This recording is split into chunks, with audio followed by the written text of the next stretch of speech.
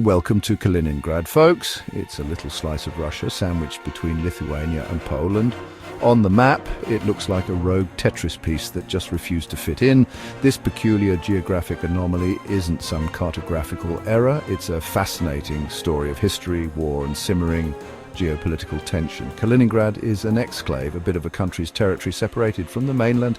Imagine a detached garage, but instead of lawnmowers, it's full of military hardware, and instead of your neighbor borrowing your tools, it's Russia flexing its military muscles. This small chunk of land is a crucial piece in the larger puzzle of Eastern European security. Why? Because it's heavily fortified, home to Russia's Baltic fleet, and serves as a strategic launch pad for, well, let's just say things that make NATO a tad nervous. So buckle up as we delve into the history and significance of this curious enclave. Trust me, it's more interesting than it sounds. Once upon a time, in a land far, far away, well, not really that far, Kaliningrad wasn't Kaliningrad at all. Nope, it was Königsberg, a prominent German city and part of East Prussia. This place was a hub of trade, culture, and, oh yeah, the birthplace of philosopher Immanuel Kant. Then came World War II and everything changed. Königsberg, like much of Europe, was caught in a crossfire. The city was heavily bombed and ultimately captured by the Soviet Union in 1945. The war ended, borders were redrawn, and Königsberg was absorbed into the Soviet Union. It wasn't just a name change, it was a complete makeover. The German population was expelled, replaced with Russians. Königsberg became Kaliningrad, named after Mikhail Kalinin, a Soviet leader. This wasn't just about land, it was about control. With Kaliningrad, the Soviets secured a strategic outpost on the Baltic Sea, a move that would have significant implications for decades to come.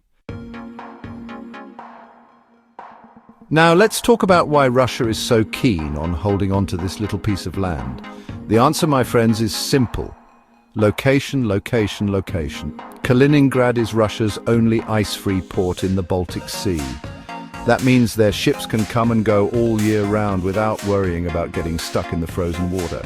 Think of it as having a year-round beach house, except instead of margaritas and sunbathing, it's warships and military exercises. But it's not just about the Navy. Kaliningrad is also a critical link in Russia's anti-access/area denial strategy, or A2/AD if you're into military jargon. Basically, it's about making it really, really difficult for NATO forces to operate in the region. Think of it as setting up a very elaborate keep out sign, but instead of a sign, it's missiles and troops. And these aren't just any missiles. Kaliningrad is home to Iskander missiles, which have a range long enough to reach several European capitals. They've even conducted simulated nuclear strike exercises there, just to keep everyone on their toes. So yeah, you can see why this little chunk of land makes some folks a tad nervous. Kaliningrad, with its military might, is like that one friend who always brings a knife to a water balloon fight.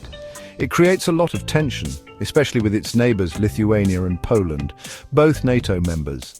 Imagine living next door to someone who constantly practices their drum solo at 3 a.m., but instead of drums, it's missile launches. You'd be a bit on edge, wouldn't you? In recent years, tensions have only escalated. After Russia's little adventure in Crimea back in 2014, NATO started beefing up its presence in the region. They're like, okay, Russia, we see you flexing and we're not impressed. Lithuania and Poland in particular have been busy upgrading their border defenses. They're reinforcing roads, improving infrastructure, and generally making it harder for anyone to get any funny ideas about waltzing across their borders. The future of Kaliningrad is a bit of a mystery, shrouded in geopolitical fog. Will it remain a Russian stronghold, a bargaining chip in some future negotiation, or, the potential spark for something far more serious? Only time will tell, but one thing's for sure, the world is watching this little piece of land very, very closely.